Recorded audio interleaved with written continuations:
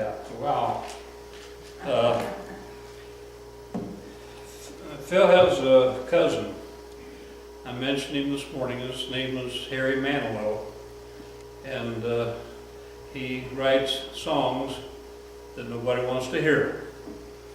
And that's his claim to fame. So you'll see Harry up there on the screen. Okay, face this way. I'll let you look at it later, okay? Okay, you insist.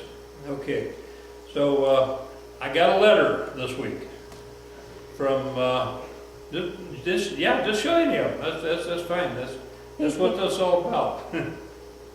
Okay, I got a letter this week, and it's from Harry's cousin, from Phil's cousin Harry, and he was also Bigfoot. He was also captured in Kentucky at the same time Phil was.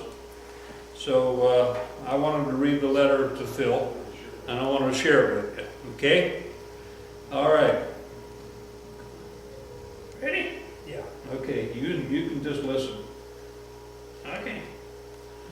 All right. Dear Phil, just a few lines to let you know that I'm still alive and looking forward to seeing you and your dear fiance and Reverend Dude in July, whatever that town's name is that you're in. I'm writing this letter slowly because I know you can't read fast. We're all doing very well. Wilma's taking good care of me. You won't recognize the house when you someday visit. We've moved. Wilma read in the newspaper that most accidents happen 20 miles from town, 20 miles from home, so we moved. So we won't be able to send you the address though, because the family that lived here in the house before us took the numbers when they moved so they wouldn't have to change their address. This place is really nice. It even has a washing machine. I'm not sure it works so well. Last week I put a load in and pulled the chain and I haven't seen the wash since. Your father's got a really good job now and he's got 500 men under him. He's cutting the grass at the cemetery. Your sister, Imelda, had a baby this morning, but we haven't found out if it's a boy or a girl, so I don't know whether you're an aunt or an uncle. Your brother Herkimer is in the Army. He's only been there a short time and already they've made him a court-martial.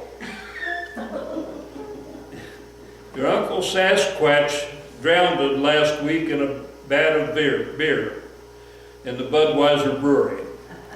Some of his workmates tried to save him, but he fought them off bravely.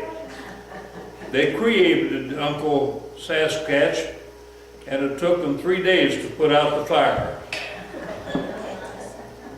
I'm sorry to say your stupid niece Curlicue was arrested while riding her bicycle last week.